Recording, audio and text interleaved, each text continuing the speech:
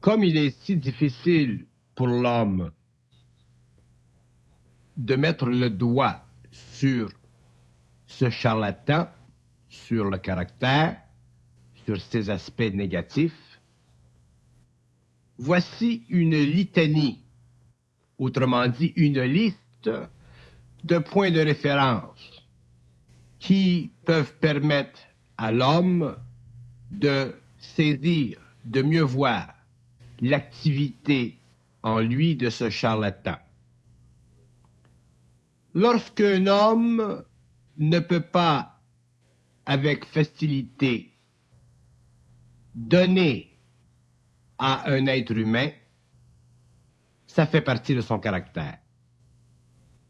Lorsqu'un homme n'est pas capable, avec facilité, de s'entendre avec un être humain, ça fait partie de son caractère. Lorsqu'il est difficile à un être humain de voir le point de vue d'un autre, c'est son caractère. Si un homme se sent diminué par un autre, c'est son caractère. Si un homme veut dominer un autre, c'est son caractère. Lorsqu'il y a chez un être humain un besoin de s'imposer sur un autre afin de mieux faire valoir sa personnalité, ça fait partie du caractère. Si l'homme n'a pas tendance naturelle à épouser les idées d'une autre personne, c'est le caractère. Si l'être humain trouve difficile de s'unir avec l'être humain, c'est le caractère. Lorsqu'il est difficile à un être humain de pouvoir regarder en face les opinions d'un autre sans vibrer, ça aussi, ça fait partie du caractère. Lorsqu'un homme a tendance à diminuer les opinions des autres, à diminuer le point de vue des autres, à ridiculiser le point de vue des autres, à rire du point de vue des autres, ça fait partie du caractère. Et nous pourrions aller ainsi pendant des dizaines et des dizaines et des centaines et des milliers d'expressions du caractère, afin de démontrer que ce que nous appelons le caractère, c'est ce qui dans l'homme est déformé. Ce que nous appelons le charlatan, c'est ce qui dans l'homme est une déformation. Maintenant, vous me demanderez, est-ce qu'il existe dans l'homme du caractère réel, du caractère créatif, constructif? Oui, effectivement. Mais ce caractère créatif et constructif fait partie de l'activité du double à travers l'ego. Autrement dit, nous parlons de caractère, ou lorsque nous parlons de caractère, nous parlons toujours de déformation. Lorsque nous ne parlons pas de déformation dans le caractère, nous parlons simplement d'intelligence, de volonté et d'amour. Et si le terme caractère est devenu un terme tellement employé dans l'étude psychologique de l'homme, c'est parce que justement, chez l'homme, nous sommes témoins beaucoup plus de la déformation que de la formation. Et comme nous sommes témoins de la déformation beaucoup plus souvent que la formation, le caractère est devenu un concept qui a donné à notre psychologie humaine un point de repère afin de développer une mesure de ce que l'homme peut être ou de ce que l'homme est. Mais vous regarderez dans l'application de ce concept à l'homme, vous remarquerez que lorsque nous parlons du caractère, nous voyons toujours dans cette expression un aspect négatif, Parce que, justement, le caractère de l'homme n'est pas pur. Il n'est pas parfaitement développé. Il n'est pas parfaitement ajusté. Donc, cette pierre précieuse dont je parlais sur la première facette n'est pas parfaitement polie. Et lorsque le caractère de l'homme sera parfaitement poli, on ne parlera plus du caractère de l'individu. On parlera de son intelligence, on parlera de sa volonté, on parlera de son amour. Autrement dit, on parlera de sa conscience. Autrement dit, on parlera de la conscience dans l'homme et on ne parlera plus simplement de la conscience subjective dont la coloration extérieure manifeste à travers ce charlatan constitue une des grandes qualités de la personnalité humaine inconsciente ou en voie d'évolution. Donc, pour un homme conscient, d'étudier son caractère est certes le travail le plus important qu'il puisse accomplir dans sa vie en tant qu'homme. C'est certes le travail le plus onéreux, le plus long, le plus difficile, le plus sensible, parce qu'il force l'être humain à se remodeler, à se remesurer, à se rendre à l'évidence qu'il existe en lui beaucoup de narcissisme, c'est-à-dire beaucoup de réflexions qui donnent à sa personnalité une fausse couleur, qui donnent à sa personne une fausse réalité et qui, effectivement, enlève à sa vie une puissance créative énorme, le retranchant ainsi de son potentiel et le forçant à continuer à vivre de l'expérience jusqu'au jour où, sa conscience ayant été suffisamment élevée, il puisse concrétiser dans la vie tous ses rêves. Il y a dans l'activité de ce charlatan un aspect qui doit être mis en évidence afin de ne pas tomber dans le panneau. Il y a des aspects du caractère qui, dans la vie sociale inconsciente, peuvent bénéficier l'homme. Par exemple, si nous regardons le monde des affaires, nous nous apercevons qu'un homme qui a du caractère pourra faire de bonnes affaires. Cependant, il fera de bonnes affaires sur le dos de ceux qui sont exploités par lui parce qu'ils ne possèdent pas le même caractère, parce qu'ils ne possèdent pas, autrement dit, cette fausse force pour contrebalancer son activité. Et c'est justement ce qui fait que dans le monde aujourd'hui, les gens durs, les gens difficiles, les gens arrogants, les gens qui ne sont pas du monde sont ceux qui très souvent atteignent les paliers du pouvoir. Pourquoi? Parce que ce caractère, ce charlatan, devient tellement puissant qu'il donne à leur personnalité l'envergure nécessaire, les outils nécessaires pour aller chercher le maximum de ce qu'ils peuvent dans la vie. Dans la vie, mais dans la vie de l'homme. Autrement dit, ces gens qui, dans le monde, atteignent certains niveaux de potentialité sociale, souvent, ils atteignent ces niveaux en ayant, pendant des années, marché sur le corps de ceux qui n'étaient pas suffisamment doués pour leur faire soulever sous le pied le tapis. Donc, lorsque nous parlons de caractère de ce charlatan dans l'homme, nous parlons d'une main qui souvent est très forte, très puissante, qui peut devenir très forte et très puissante, mais qui sera toujours forcée quelque part dans le temps de laisser tomber ce qu'elle a pris qui ne lui appartenait pas.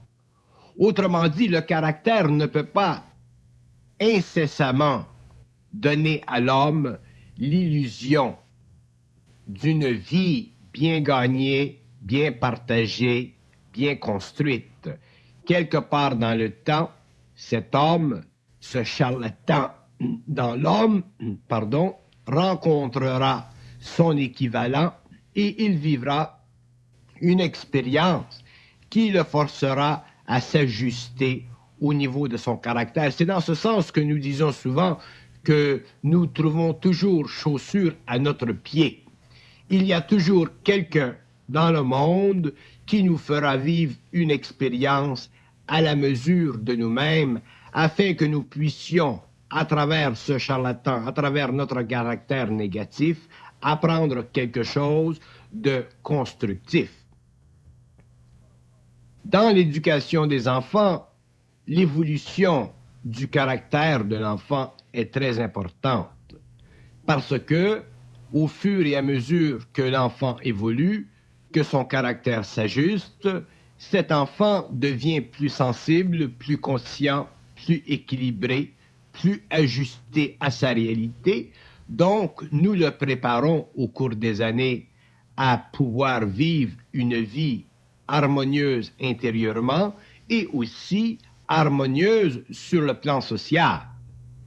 Si les parents qui éduquent, qui élèvent leurs enfants ne prennent pas conscience de l'activité toujours souterraine du caractère, eh bien, ce dernier se développe, continue à se déformer, et vient le jour où les parents n'ont plus de sympathie vibratoire avec l'enfant, où le courant de vie entre eux ne passe plus, et nous voyons des enfants à un certain âge se séparer psychiquement de leurs parents, ne plus pouvoir être sur la même longueur d'onde avec eux, et ainsi perdre l'opportunité de continuer pendant plusieurs années à côtoyer ces êtres qui les ont mis au monde, qui les ont nourris et qui leur ont donné souvent beaucoup d'amour, bien que cet amour fût mal placé à cause justement de l'inconscience des parents. Donc, dans le domaine de l'éducation, la formation du caractère, l'élimination de la déformation, la prise de position précise de la part des parents vis-à-vis ce charlatan qui se cache derrière la personnalité, représente pour l'individu le plus grand des dons que nous puissions faire à ceux que nous aimons. Il est très important cependant que les parents soient suffisamment conscients afin que leur caractère, leur propre caractère, déteigne le moins possible sur celui de l'enfant.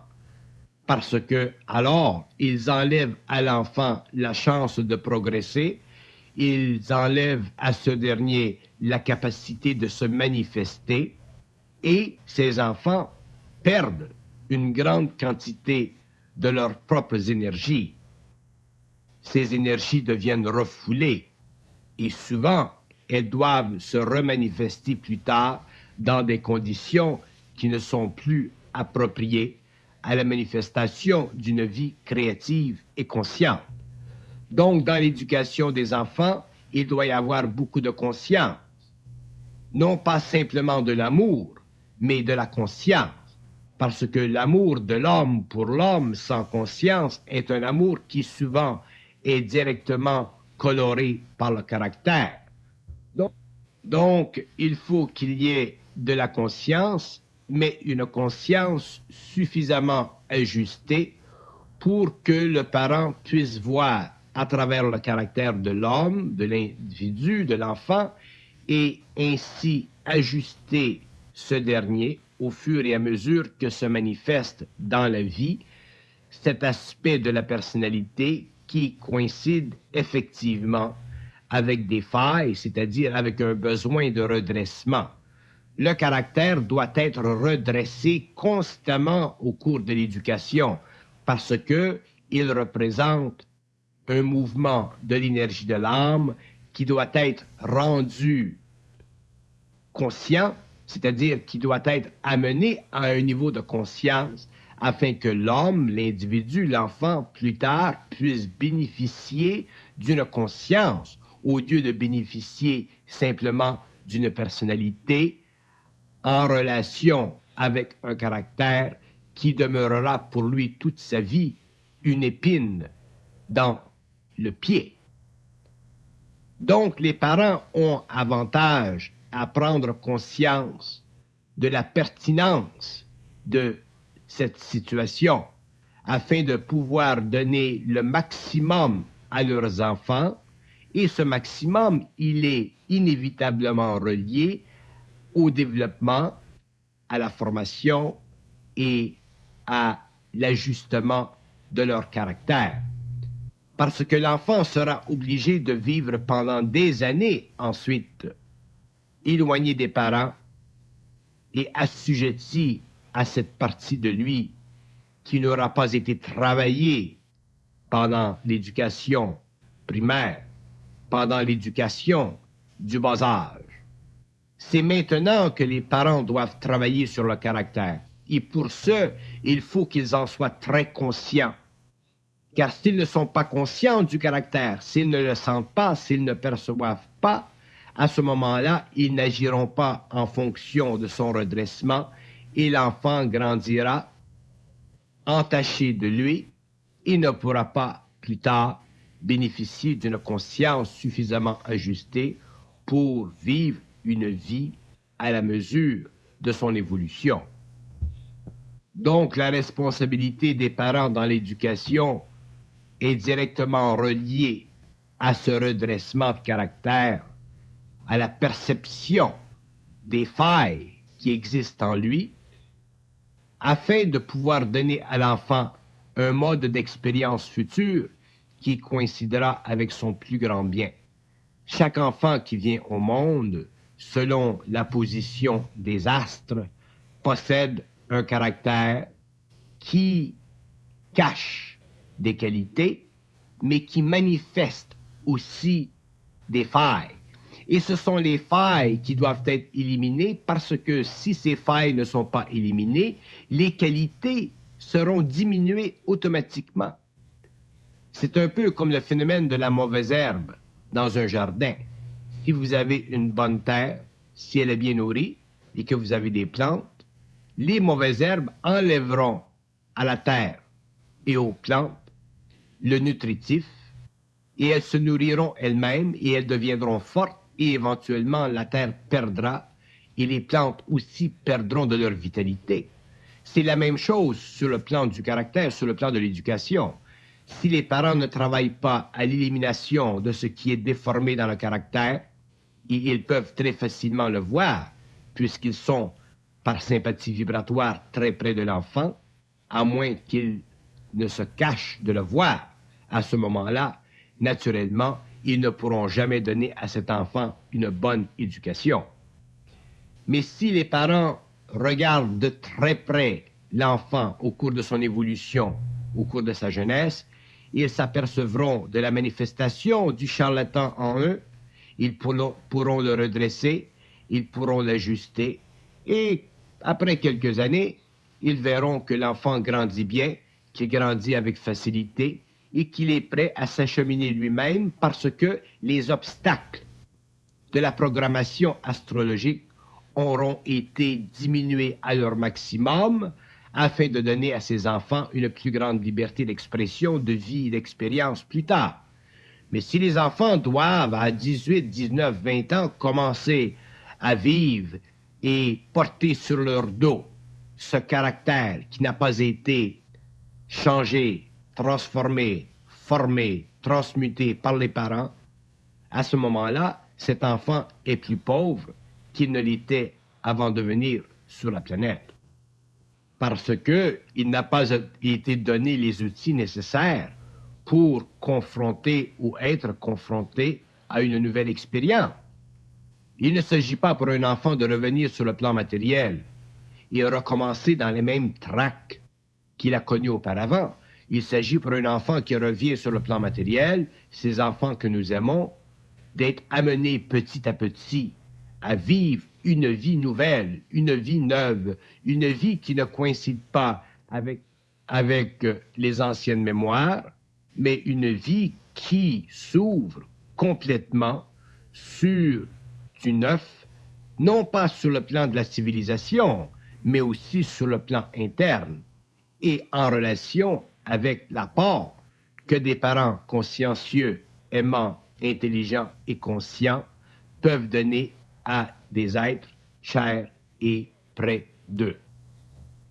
Que l'homme de l'évolution soit obligé de vivre une initiation solaire pour en arriver à la conscientisation de ses principes, c'est normal puisque nous sommes d'une façon aberrante liés à des mémoires de toutes sortes, autant incarnationnelles que réincarnationnelles.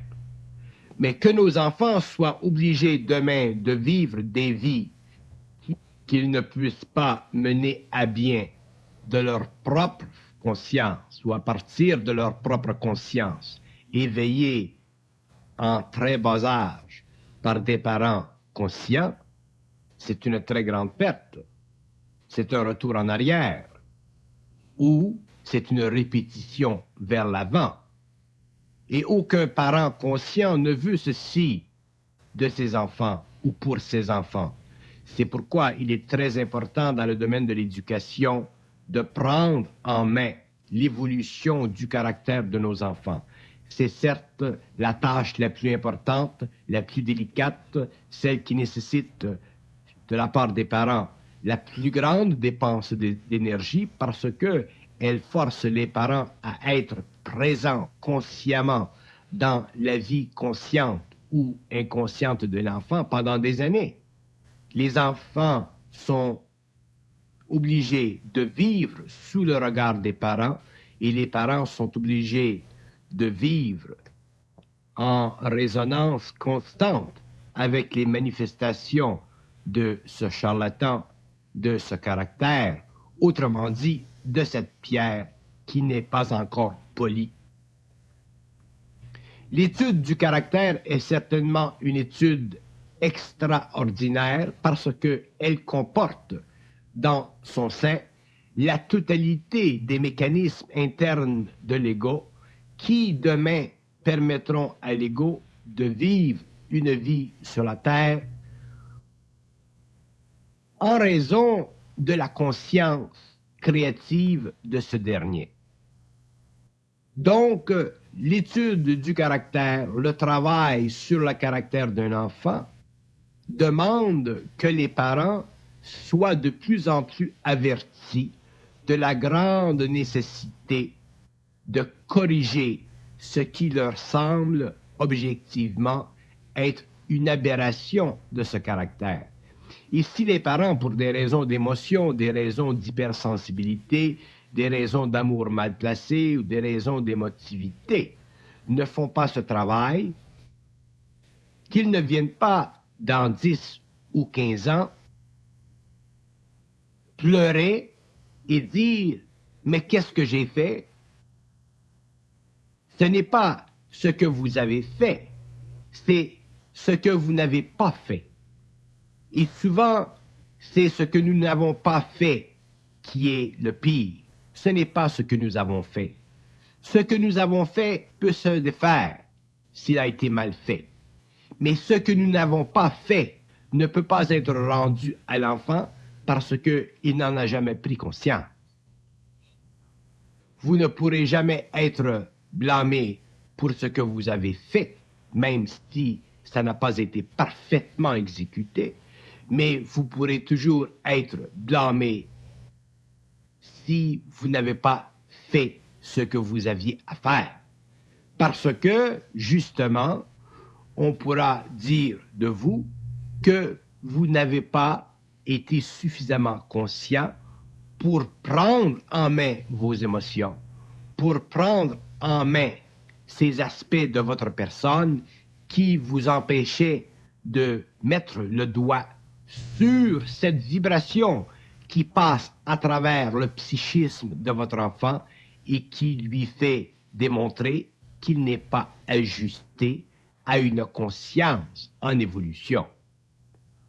C'est dans les mains des parents que revient le travail de modeler le caractère, de lui donner une forme, de lui donner une orientation, de lui donner une qualité qui conviendra parfaitement demain pour l'évolution de l'enfant.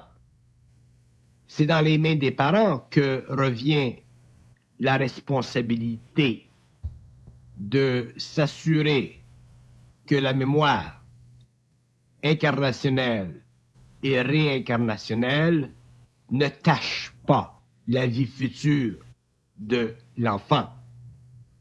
Remarquez bien que ce n'est pas parce que des parents aiment leurs enfants que leur propre caractère n'influera pas sur celui de l'enfant. C'est pourquoi l'amour dans l'éducation, ce n'est pas suffisant. L'amour est une très grande force, elle est nécessaire, elle est vitale.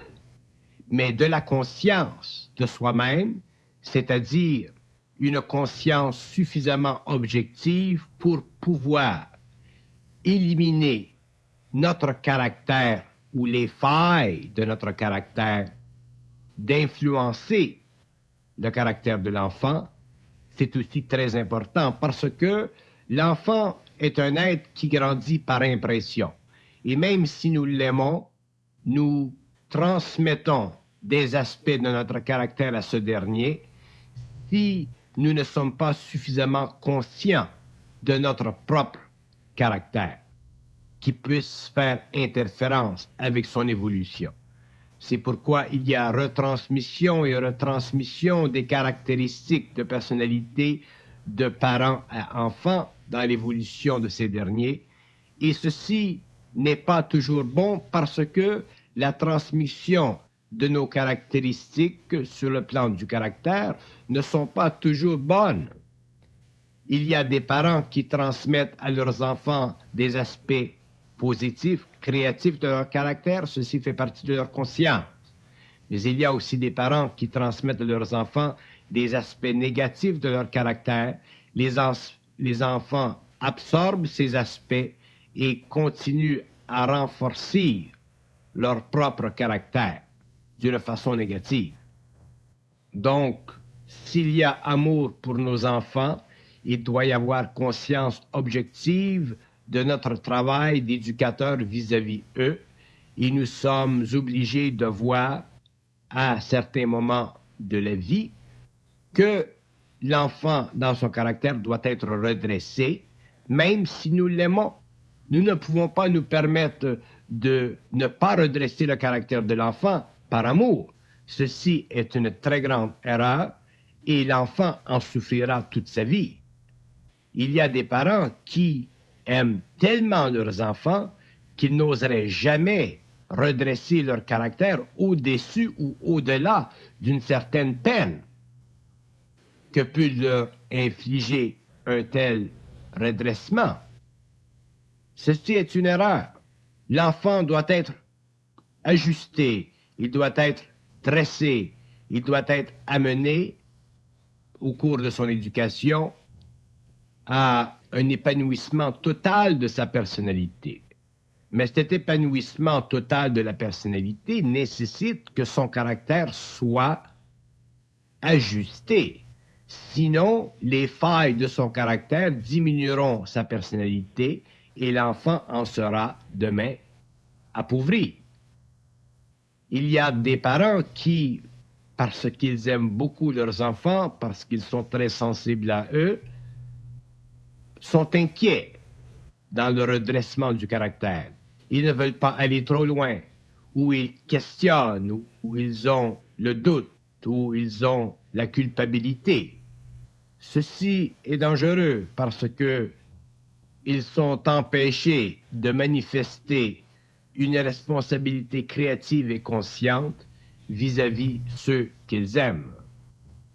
Lorsque nous redressons le caractère d'un enfant, lorsque nous le suivons de pas à pas pendant des années, nous l'invitons naturellement au développement de sa conscience, parce que dans le fond de la conscience, c'est une manifestation de l'énergie supérieure dans l'homme qui n'est pas bloquée par le caractère. C'est le caractère qui déforme la conscience. C'est le caractère qui empêche la conscience de se manifester. C'est le caractère qui donne à l'homme l'impression d'une conscience qui est fausse. Et comme nous le disions, qu'il est à la source de la motivation dans les appétits, il est évident que c'est ce dernier, le caractère, le charlatan, l'aspect négatif dans l'homme, qui l'amène petit à petit à vivre des expériences qui, à cause de leur polarité, forceront l'ego à développer une polarité et à s'engouffrer de plus en plus dans le problème fondamental de tout être humain aujourd'hui, celui de la question et de la réponse, celui du vrai ou du faux.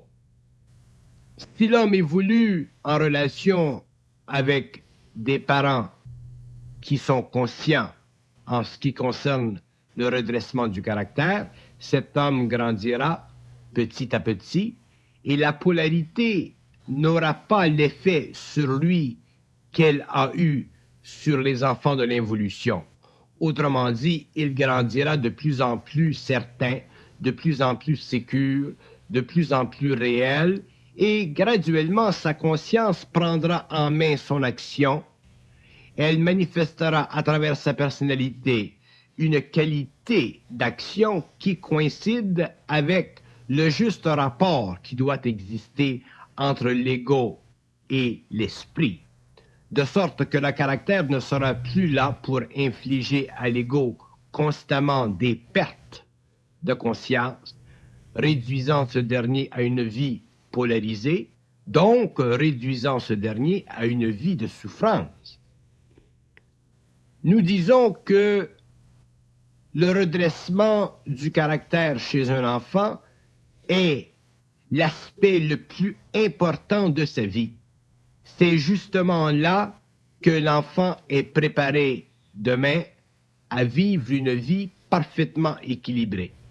C'est justement là que demain l'enfant pourra contribuer sur la Terre à l'évolution d'une société qui coïncide dans ses buts, ses rêves, ses idéaux avec la nobilité de l'être humain. Mais si le caractère n'est pas suivi de près, s'il n'est pas microscopiquement perçu par le parent, il y aura des aspects de ce dernier qui se développeront même en sourdine, à l'insu des parents, et qui demain, à un certain âge, reviendront en surface et mineront l'existence de ce dernier. Il ne faut pas que nos enfants demain soient obligés de vivre ce que nous avons vécu, qu'ils soient obligés de se chercher dans le monde par des voies initiatiques, par des voies spirituelles, par des voies de contemplation intérieure. Il faut que les enfants demain soient parfaitement intégrés intérieurement et extérieurement. Il faut qu'ils soient bien dans leur peau. Mais pour qu'ils soient bien dans leur peau, il faut qu'il y ait un équilibre dans leur psychisme. Et si le charlatan en eux n'a pas été mis à jour, s'il n'a pas été démontré à leurs yeux, s'ils n'en ont pas pris conscience, il est évident que demain, ce dernier reprendra le contrôle de leur conscience, de leur existence, et les enfants se verront démunis devant la vie qui ne devient pas de plus en plus facile, mais qui devient de plus en plus difficile, puisque nous sommes dans une époque où les anciens mécanismes subjectifs de la civilisation sont en train de s'effriter pour ne laisser place dans la vie de l'homme qu'à la fausse liberté d'un caractère qui n'a pas été ajusté, qui n'a pas été développé consciemment par une éducation conforme aux lois de la vie. On peut expliquer aussi le caractère, l'aspect positif du caractère, comme étant la réflexion de l'esprit. Et d'un autre côté, on peut expliquer l'aspect négatif du caractère, ce que nous appelons le charlatan, comme étant la déflexion de l'esprit. Autrement dit, l'esprit ne réussit pas à passer à travers le matériel mémoriel. Donc, dans l'éducation des enfants, le rôle des parents consiste à faire accroître ce qui est la réflexion de l'esprit et à diminuer de plus en plus ce qui est déflectif dans la personnalité. Et ceci nécessite une très grande observation de la part des éducateurs, une présence constante, permanente de la part des parents. Les parents doivent être capables d'être suffisamment présents en esprit pour pouvoir donner de l'élan à l'aspect réflexif de l'esprit chez leurs enfants et à retarder l'aspect déflectif de ce même esprit. Sinon, ce sera l'aspect déflectif qui prendra le contrôle de l'évolution et un peu comme dans le phénomène de la mauvaise herbe, éventuellement, il étouffera la plante. Et c'est la situation que nous connaissons, que nous vivons dans notre société moderne. Encore plus aujourd'hui qu'auparavant, parce qu'aujourd'hui, nous ne bénéficions plus des valeurs moralo-spirituelles de la civilisation judéo-chrétienne comme nous les connaissions il y a une génération. Donc aujourd'hui, si le charlatan dans l'homme n'est pas mis en échec par une bonne éducation, nous verrons cet aspect de l'homme se développer et en relation avec les courants sociaux qui existent aujourd'hui, devenir de plus en plus permanent dans la personnalité, de plus en plus éradicable, ce qui donnera naturellement ou invitera l'individu demain à vivre une vie beaucoup plus débalancée, beaucoup plus malheureuse. Vous pouvez facilement remarquer que nous pouvons découvrir facilement le caractère d'une personne. Nous voyons le caractère des autres. Il ne nous est pas étranger. Par contre, notre propre caractère, nous ne le voyons pas. C'est pourquoi il est très important pour les parents, lorsqu'ils éduquent leurs enfants, de travailler à l'élimination de ce qui est négatif dans le caractère, c'est-à-dire le charlatan, afin de laisser l'esprit pénétrer et permettre à l'enfant de bénéficier d'un caractère rigoureusement créatif. Mais pourquoi le caractère nous est-il si difficilement percevable? La question est très importante. Et la réponse est celle-ci, c'est que nous ne pouvons pas prendre conscience de notre caractère tel que les autres peuvent le faire, parce que notre caractère fait partie de notre esprit, donc automatiquement il fait partie de nous. Nous ne pouvons pas être à l'extérieur de nous-mêmes. Et c'est dans ce sens que l'éducation est très importante, où le rapport verbal, expérientiel entre les hommes est très important. Parce que dans l'entrechoc, dans le contact avec les autres, il y a certains aspects de notre caractère qui puissent être mis à l'épreuve, qui puissent être démontrés, qui puissent être mis en relief, alors que par nous-mêmes, seuls, nous ne pouvons pas prendre conscience de ces aspects. C'est dans ce sens que l'homme bénéficie d'un contact social, que l'homme bénéficie d'un rapport avec les autres, surtout lorsque ce rapport est intelligent, clairvoyant, et qui nous permet, dans notre relation avec les autres, de prendre conscience de quelque chose qui en nous demeurerait caché, voilé, si nous étions seuls.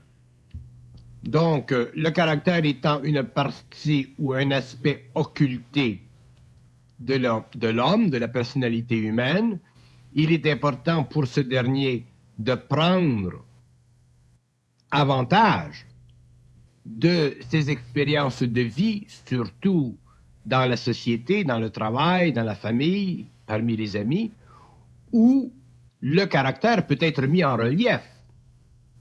C'est pourquoi ce n'est pas bon pour un homme d'être retiré sur lui-même, parce qu'il ne peut pas prendre conscience de son caractère. Tandis qu'en relation avec le monde, dans son contact avec le monde, c'est là qu'il prend conscience de son caractère et qu'il peut l'ajuster, qu'il peut le raffiner et éventuellement en éradiquer les aspects qui sont naturellement négatifs, qui sont charlatanesques dans ce sens qu'ils ne lui permettent pas d'épouser une conscience créative, une conscience sociale, une conscience humaine qui puisse lui donner tous les avantages d'être sur le plan matériel en harmonie avec soi-même et avec les autres. L'expression populaire, par exemple, qui dit que chaque torchon trouve sa guenille, reflète justement la tendance à un certain caractère de s'ajuster avec un autre qui le complémente. Mais ceci est très dangereux parce que si nous faisons des liens humains en relation avec des caractères qui nous complémentent, nous bénéficions simplement de l'aspect négatif de notre positif ou de l'aspect positif de notre négativité. En fait, lorsque l'homme fait des liens, lorsque l'homme est en relation humaine, que ce soit sur le plan intime ou que ce soit sur le plan social, il faut que ces liens soient faits sur le plan de l'esprit.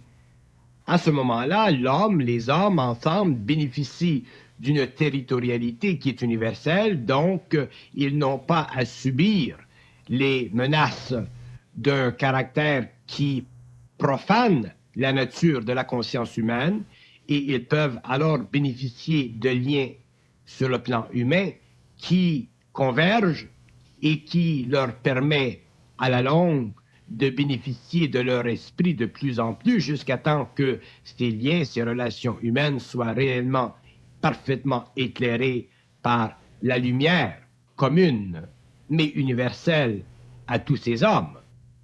Mais si l'homme va vers l'homme sur le plan ou en relation simplement avec la complémentarité des caractères, à ce moment-là, il est évident qu'il vivra une sorte de lutte, une sorte d'initiation personnelle, une sorte d'expérience qui convient à l'évolution, mais qui ne convient plus à l'homme conscient de l'évolution.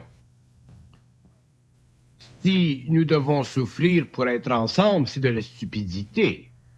Si pour être ensemble, nous devons souffrir et ne pas pouvoir partager nos esprits, ou ce que nos esprits peuvent, d'une façon commune, nous apporter, il n'y a pas, dans cette expérience, de valeur réelle. Effectivement, il y a une valeur planétaire, mais cette valeur planétaire, elle est purement karmique. Dans les relations humaines, c'est l'esprit entre les hommes qui doit dominer les aspects créatifs de l'ego, les manifestations planétaires de la personnalité et aussi les aspects positifs d'un caractère ajusté permettant justement à cet esprit de se bien manifester dans le monde. Sinon, nous vivons des relations qui représentent toujours un mouvement délicat, un mouvement où l'homme n'est jamais parfaitement à l'aise, parfaitement en paix, où il ne peut pas s'exécuter d'une façon franche, créative et sans réserve.